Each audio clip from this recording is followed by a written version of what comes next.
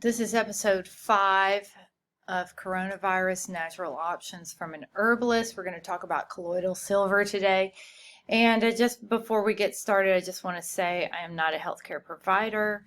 I am not giving medical advice. If you have any questions, I suggest that you talk with your healthcare provider as to whether or not these supplements are right for you. And understand that colloidal silver is something that's a little bit more on the controversial side of what I'm talking about in this series of things we can do to make our immune systems as healthy as possible.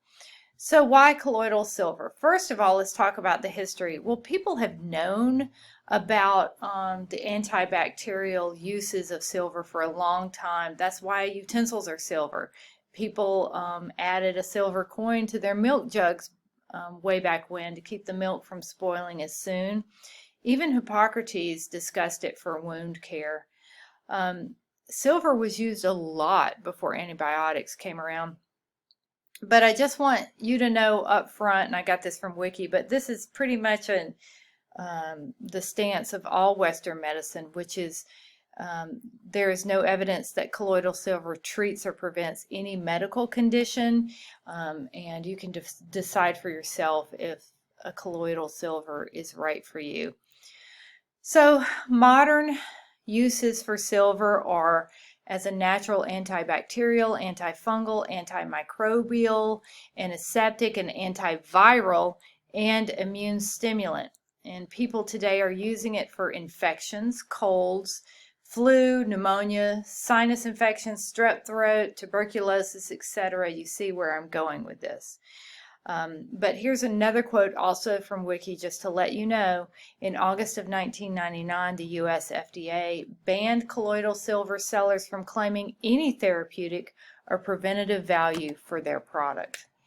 Are there safety issues with silver? Well, first of all, I just want to say you're not going to turn blue if you're using a commercial product and you're not overdosing on that product. Yes, a gentleman did turn himself blue, and he did it on purpose, by the way, by using a colloidal silver that he made himself, and by overusing it to turn himself blue on purpose.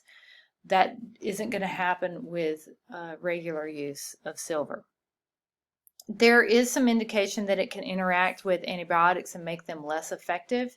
And as usual, you don't want to mix certain natural supplements with medications that are already toxic to the liver. That's something you might want to talk to your doctor about. There are different forms of colloidal silver. However, with this use and what I'm talking about of keeping your immune system healthy with any kind of viral infection, liquid taken internally would be the type that I'm talking about here. Lozenges are also available, but there are a lot of topical products with silver in them for skin issues. So what do we have with studies with colloidal silver? Well, this is from Silver Nanoparticles as Potential Antiviral Agents from 2011. One of the quotes from that study is, metal nanoparticles, especially the ones produced with silver or gold, have proven to exhibit antiviral activity against a broad spectrum of viruses and surely to reduce viral infectivity of cultured cells. But here's another study, the mode of antiviral action of silver nanoparticles against HIV-1. Now look, in an earlier video, we talked about the HIV connection with this latest coronavirus. That's in another video. You can watch that. I'm not going to get into that right now. But in the conclusion of this study, silver nanoparticles are effective antivirals as they inactivate HIV particles. And this is the important part. In a short period of time, exerting their activity at an early stage of viral replication, that is entry or fusion, and at post-entry stages. So catching it early for this study seemed to be the way to go, and made colloidal silver as its most effective. So When you buy a silver supplement, realize that they're going to be more expensive. They're going to be harder to find. You're not going to find those at Walgreens or CVS. You're going to have to go to a health food store for that or order it online. It's safe if it's used properly. And it's great to have in your natural medicine chest because it's so many good for other issues according to herbalists.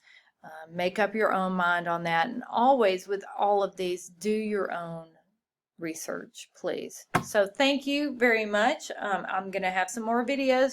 There's even more we can do to keep our immune systems as healthy as possible when viral agents attack. And if you have any questions, please message me, and also please subscribe and hit like on the video. I appreciate it very much. You can find me at the links in the description or at sweetheartalabama.com. All right, thanks you guys, and take care.